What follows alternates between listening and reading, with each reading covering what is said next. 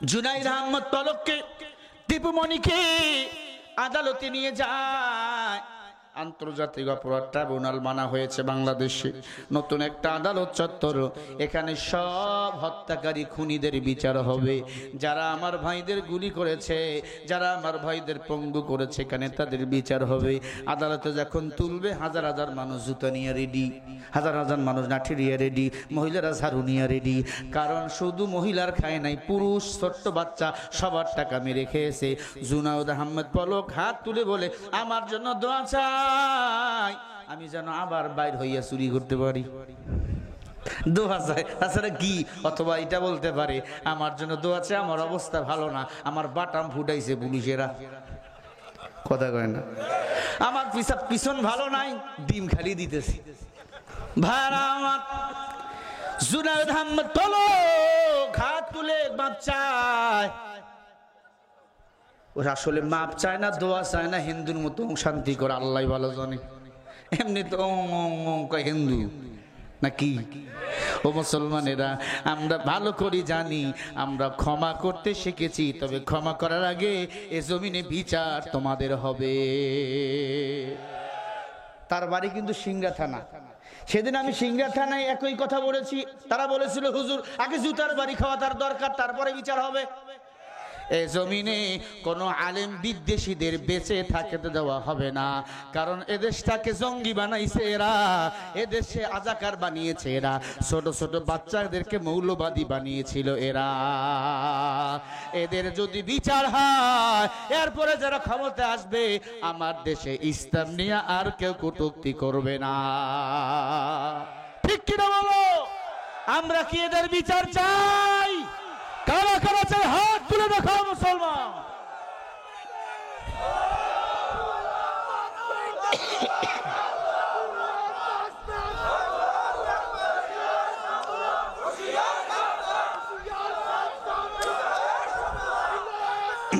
জাদুঘর কোথায়? আসল জাদুঘর হলো কোরআনের মাদ্রাসা, নবীর ঘর। ঠিক কিনা? যাদের সিনায় কোরআন নাই তাদেরকে আমি মানুষ বলি না। অনেক যুবক দাঁড়িয়ে দাঁড়িয়ে প্রস্রাব করে। এ ভাই, দাঁড়িয়ে প্রস্রাব করে গরু, ছাগল, ভেড়া। তুমি কি ভাই, তুমি দাঁড়িয়ে কেন মারো? খালি মারে না, অনেকের ঘরও আছে প্রাচীর, প্রস্রাব কইরা প্রাচীর ফাটায় লয়। আসেনি? দুঃখ রে। মা দোয়া করে আল্লাহরে হেদায়েত দি, হেদায়েত হয় না, দিন যত দেয় ততই সিপের গোড়ায় বসে। নেইমার, মেসি, ও মাসির ভক্ত। যুবক দাঁড়িয়ে দাঁড়িয়ে প্রস্রাব করে। আল্লাহর কসম, দাঁড়িয়ে প্রস্রাব করো, এজন্য লজ্জা স্থানে ক্যান্সার হয়। দাঁড়িয়ে প্রস্রাব করলে প্রস্রাব ক্লিয়ার হয় না, আর প্রস্রাব যদি কারো ক্লিয়ার না হয়, ওই বান্দার ক্যান্সার হতে আর দেরি হয় না। মুসলমান ইমানদার, আসল মানুষ দেখতে হলে কোরআনের মাদ্রাসায় যেতে হবে। এই কোরআনের মাদ্রাসার কত দাম! এই কোরআনের মাদ্রাসাগুলো বড় বড় আলেমদেরকে জন্ম দেয়, ঠিক না ঠিক? আর আলেমরাই হলো নায়েবে নবী। অতএব মাদ্রাসার পক্ষে থাকবেন, মাদ্রাসার বিরোধিতা কেউ করব না। হায়াতের মালিক কে বলছিলাম?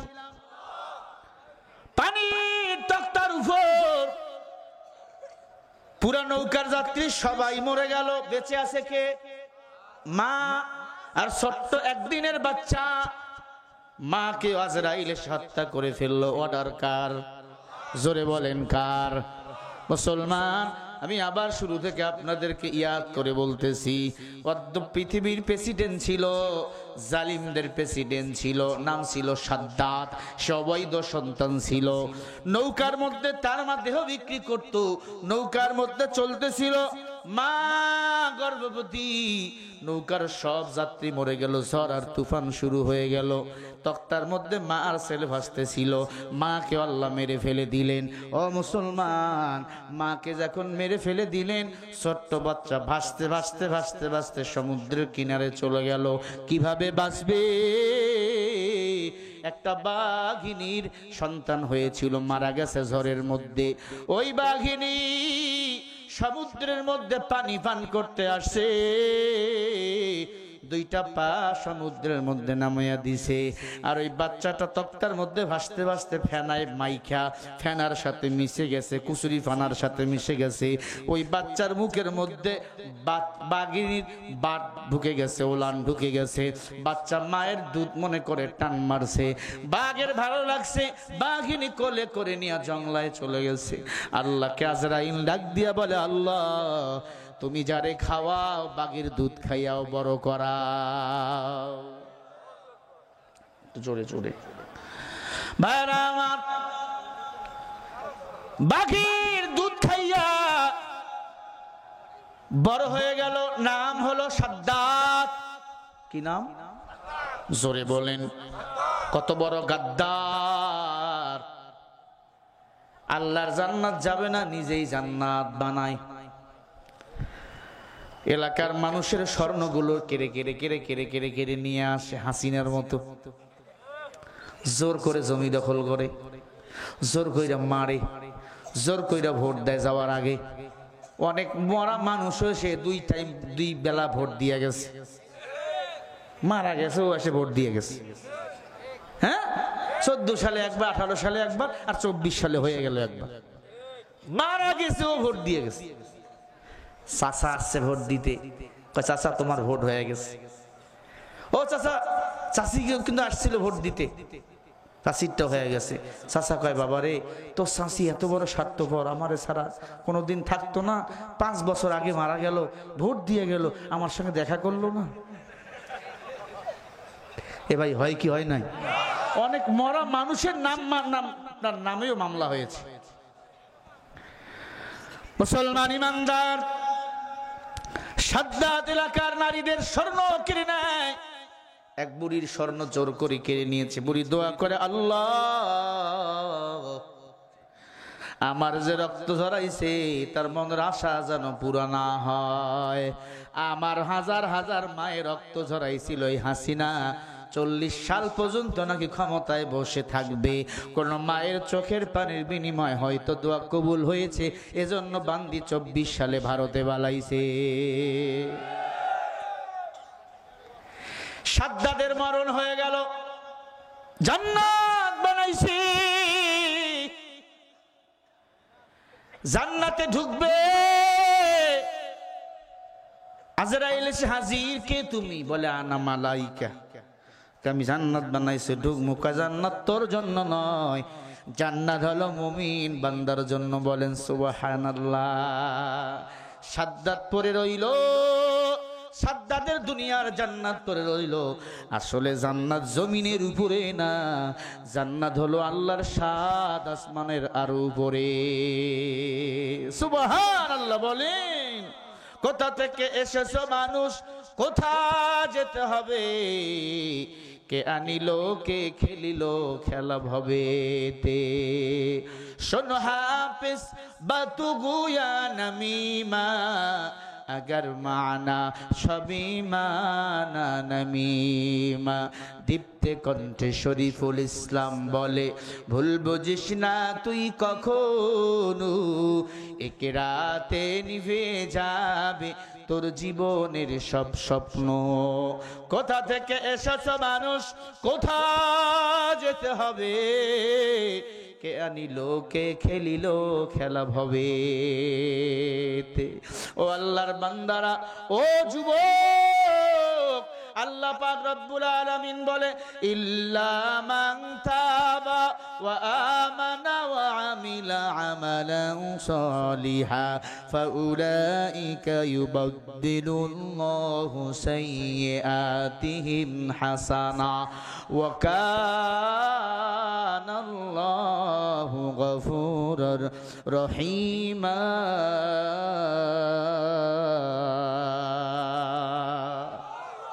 এতক্ষণ ছিলাম ভূমিকা, এখন ঢুকলাম মূল আলোচনা, কারণ একটু মাঠ গরম করাও দরকার। আল্লাহ বলে, তারা নয় জানা যারা তাওবা করেছে, গুনাহ ছেড়ে দিয়েছে, আমি আল্লাহ তাদের গুনাহগুলোকেও নেক বানিয়ে দিই। সুবহানাল্লাহ বলে না? আরো জোরে গন। আল্লাহ বলে যারা তাওবা করেছে বেশি বেশি নেক আমল করে, ফাউলাইকা ইবাদদিলুল্লাহু সাইয়্যাতিহিম হাসানা, সৎ কাজ করেছেন, আমি আল্লাহর কাছে ফিরে এসেছে, আমি আল্লাহ তাদের গুনাহগুলোকেও নেক বানিয়ে দিই। সুবহানাল্লাহ। ওয়া কানাল্লাহু গফুরার রহিম।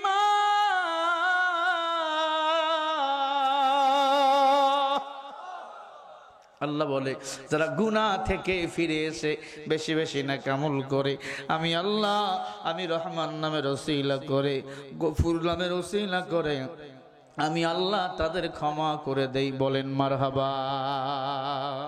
ও মুসলমান ইমানদার, অদ্য পৃথিবীর প্রেসিডেন্ট উমর রাতের বেলা ঘরের মধ্যে তাহাজ্জুদ পড়ে, ফজরের নামাজ শেষ হয়ে গেছে, হঠাৎ করে এক যুবক উমরের ঘরের দরজায় এসে কান্না করে, আমিরুল মুমিনিন উমর, আমি বড় পাপী, আমি বড় পাপ করেছি, আমি এই পাপের কথা কাউরে বলতে পারি না। অদ্য পৃথিবীর প্রেসিডেন্ট উমর ডাক দিয়ে বলে, যুবক, ও যুবক, তুমি কি পাপ করেছো একটু বলো রে যুবক। যুবক ডাক দিয়ে বলে, ও পয়গম্বরের সাহাবী উমর, আমি এমন পাপ করেছি, পাপের কথা শুনলে আপনি আমাকে দুনিয়া থেকে বিদায় করে দিবেন। কি পাপ করেছো বলো? বলে, এই মক্কা মদিনায় যত মানুষ মরে যায় তাদের কবর খুঁড়ে আমি তাদের কাপনের কাপড়গুলো খুলে বাজারে বিক্রি করি। উমর, এই পাপ তো দুনিয়ার ছোট মোটো পাপ নয় রে উমর।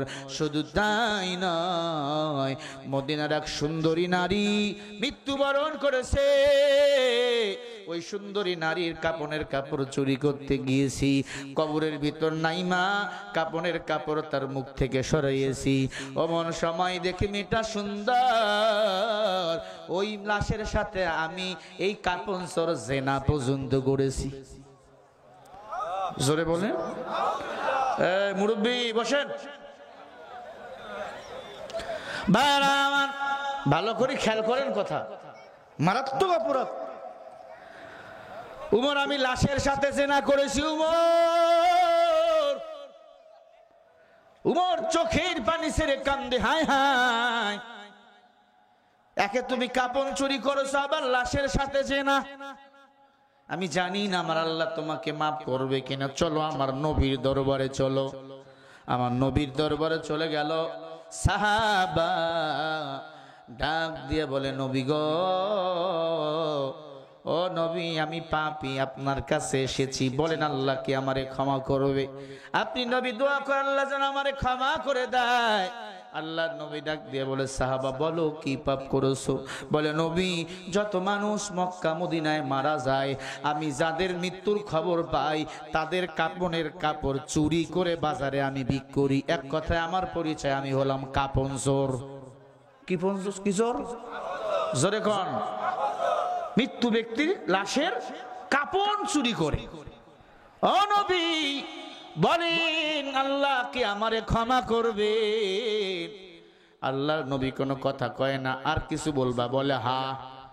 বলে, মদিনার এক বাদশার মেয়ে সুন্দরী, মেয়েটা বড় বুদ্ধিমতী সুন্দরী মেয়ে। ও নবী আমার, ওই মেয়েটা মরে গেল, ওই মেয়েটার মৃত্যুর খবর পাইলাম, কবরে আমি গর্ত খনন করে ঢুকলাম। আমার ইচ্ছা ছিল আমি শুধু কাপনের কাপড়েই চুরি করব, কিন্তু না, মুখ থেকে যখন কাপনের কাপড় সরাইলাম, ও নবী আমার, মেয়েটা এত সুন্দর, আমি তার রূপ দেখে পাগল হয়ে গেলাম। নবী, আমি ওই মেয়েটার সাথে জেনা করলাম, মরা লাশটাকে উলঙ্গ করে ফেললাম, কাপনের কাপড় আমার হাতের মধ্যে নিলাম, ব্যাগে ঢুকাইলাম, উলঙ্গ লাশের সাথে আমি জেনা করে লাশটাকে দাফন করে আমি আবার রেখে আসলাম। বাজারে ওই কাপড় বিক্রি করলাম।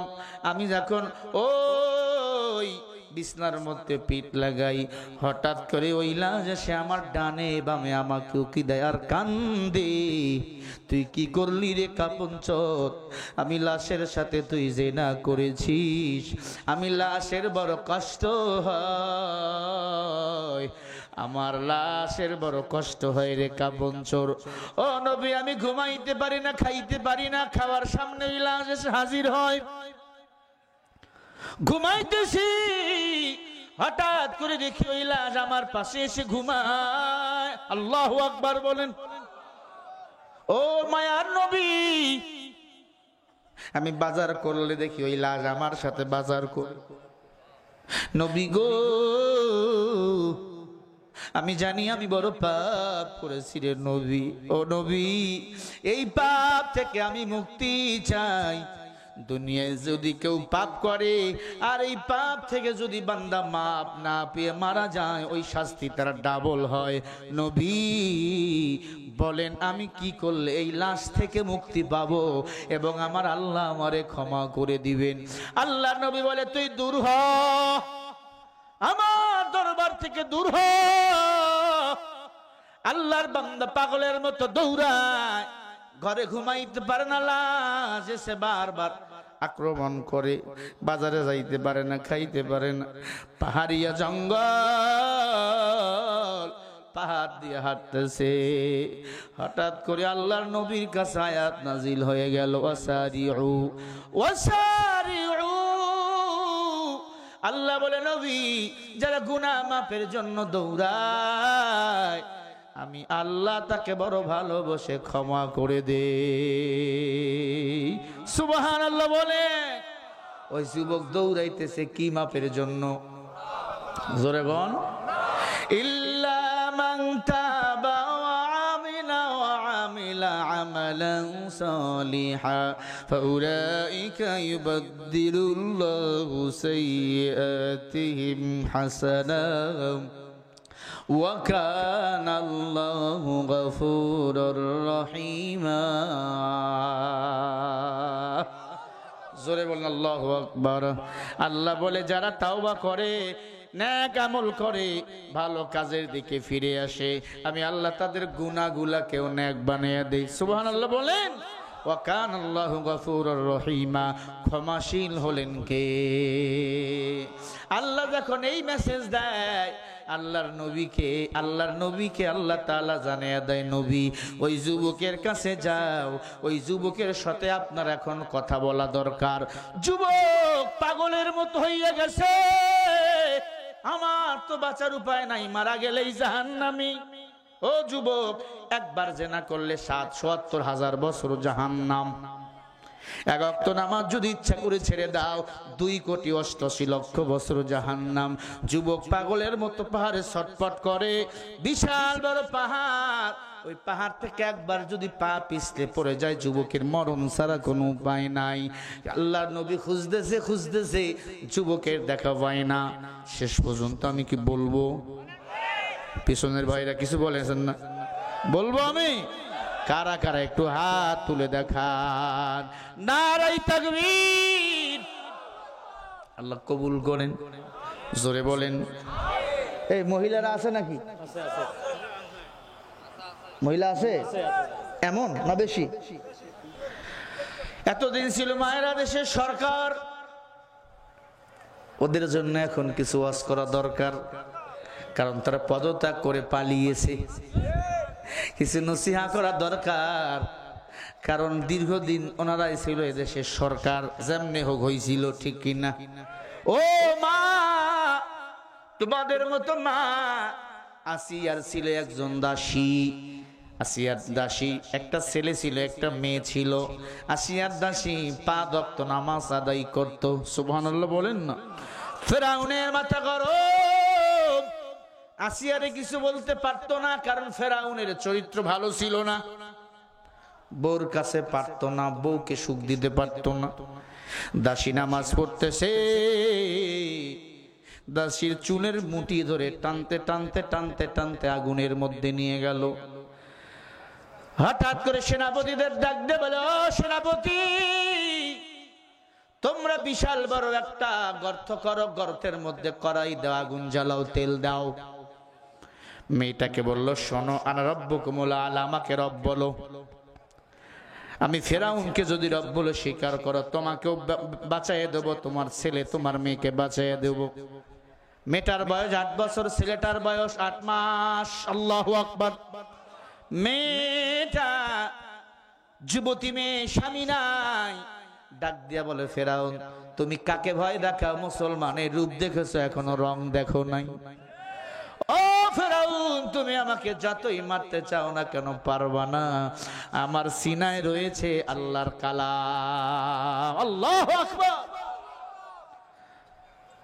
ফেরাউন পাগল হয়ে গেল, বিশাল বড় গর্ত করলো, কড়াইয়ের মধ্যে তেল, হাজার হাজার মানুষ জমা হয়ে গেল, ঢোল পিটা হলো। মানুষ বলল, ফেরাউন তুমি কি পাকওয়ান করবা না, জিলাপি করবা না, পেঁয়াজু করবা? ফেরাউন বলে, না, আমি এখানে একজন মুসা নবীর উম্মতকে হত্যা করব। মেয়েটার হাত বেঁধে দিল, পা বেঁধে দিল, চোখ বেঁধে দিল। মেয়েটার জবানের মধ্যে আল্লাহর জিকির। আল্লাহু আকবার। আল্লাহ বলেন, ফাযকুরুনি আযকুরুকুম ওয়াশকুরুলি ওয়ালা তাগফিরুন। আল্লাহ বলে, যে আমারে ভোলে না, আমি আল্লাহ তারে ভুলি না। ও নবীর উম্মত, ও পর্দার অন্তরালের মা গো, আপনাদের ঈমান কত মজবুত। আসিয়ার দাসীকে হাতের মধ্যে রশি লাগাইয়া, পায়ের মধ্যে রশি লাগাইয়া ঝুলানো হলো গরম তেলের মধ্যে। ঈমান ছাড় কয় না। ইবলিস কয়, শোনো ফেরাউন, এ মহিলার ঈমান যদি কেড়ে নিতে চাও, তার সন্তানগুলোকে তার চোখের সামনে আগুনে ফালাই দিতে চাও, তাহলে দেখবা ছেড়ে দিবি ঈমান। মহিলাকে নামা হলো, ছোট্ট বাচ্চা, কেউ বলেছে 2 বছরের বাচ্চা, কেউ বলেছে 8 মাসের বাচ্চা, তবে মা বলে ডাকতে পারে, তাহলে 2 বছরই হবে। এত সুন্দর ফুটফুটে চেহারা। ওই বাচ্চাটাকে তেলের মধ্যে উল্টা করে ধরলো, পায়ের মধ্যে রশি লাগাইয়া। ছোট্ট দুধের বাচ্চা ডাক দিয়া কয়, মা। নিচেন থেকে তেলের তাপ ওঠে, মা, সহ্য করা যায় না রে মা। ও মা,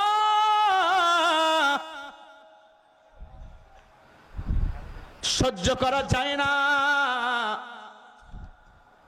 মা তুমি বাঁচাও, আর যদি বাঁচাইতে না পারো, হাসরের ময়দানে আল্লাহর জান্নাতে দেখা হবে। কত সুন্দর ঈমান তাদের সিনায় ছিল, আসমানি কিতাব। আজ আমাদের সিনায় আসমানি কোরআন। আলেমদের সিনাটাও বড় সুন্দর, বড় দামি। সবাই টাকার কাছে বিক্রি হয়, কোন আলেম টাকার কাছে বিক্রি হইয়া জালিমের কাছে মাথা নত করে না। ঠিক কিনা বলো?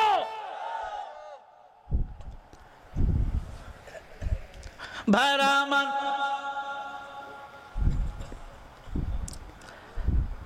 ছেলেটাকে ঝুলাইলো, মেয়ে ঈমান ছেড়ে দেয় না। কি করলো এবার? 8 বছরের মেয়েটাকে চুলের সাথে বেঁধে, পাগুলো তেলের মধ্যে লাগবে লাগবে ভাব। আসিয়াকে বেঁধে রাখছে। আসিয়া, খবরদার খবরদার, তুই কথা বলতে পারবে না। আসিয়া বলে, ফেরাউন, আল্লাহর নবীর উম্মতের সাথে বেয়াদবি করিস না, আল্লাহর আযাব তোকে পাকড়াও করবে। আল্লাহ বলে, ফাআলুল লিমা ইউরিদ, জালিম যত বেশি সীমা লঙ্ঘন করবে, তত দ্রুত তার পতন ঘটাবো আমি আল্লাহ। ও মুসলমানের দল, ও পাটগ্রামের মানুষ, ইসলাম প্রিয় মানুষ, কোরআন প্রেমিক মানুষ, বানাও না একটা সন্তান রে কোরআনের হাফেজ, বানাও না একটা সন্তান রে আলেম। একজন হাফেজ 10 জন জাহান্নামীকে সুপারিশ করে জান্নাতে নিয়ে যাবে। এই হোসনাবাদ 12 তারিখ ভাঙ্গার পর মদিনাতুল নুরানি কিন্ডারগার্টেন হাফি দিয়ে মাদ্রাসা দুইটা ছেলেকে দস্তরবন্দি করাইলাম। এদের মা বাবার কপাল ধন্য।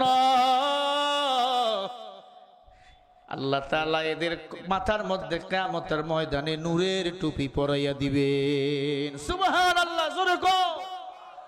আল্লাহ বলবে, ওরে হাফেজের মা, ও আলেমের মা, আজকে তোদের কোনো হিসাব নাই, তোরা বিনা হিসাবে জান্নাতে যাও। বাবা গো, ও মা, একটা সন্তান রে মাদ্রাসায় দাও মা।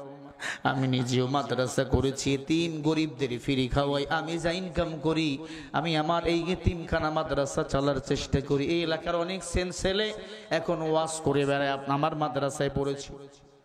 অনেক ছেলে এবারও পাগড়ি পেয়ে চলে এসেছে পাটগ্রামে, এখনো অনেক ছেলে আমার মাদ্রাসায় পড়ে। যেই ছেলেটা দ্বিতীয় বক্তারাকে বয়ান করেছে সেটা প্রথম আমার মাদ্রাসা এখান থেকে গেছে, ছোট্ট মানুষ, বুঝতো না। এখন আলহামদুলিল্লাহ মিশকাতে পড়তেছে অন্য মাদ্রাসায়। সামনের বছর দাওরা দিলে আমার মতো বক্তা হয়ে যাবে, আপনাদের খেজমত করবে, বলেন আলহামদুলিল্লাহ। ভাইজান, সন্তানরে মাদ্রাসায় পড়াইলে টাকা পয়সা লাগে না, তবে মাদ্রাসায় সন্তান পড়লে আল্লাহর কসম ওদের রিজিক কখনো কমতি হয় না।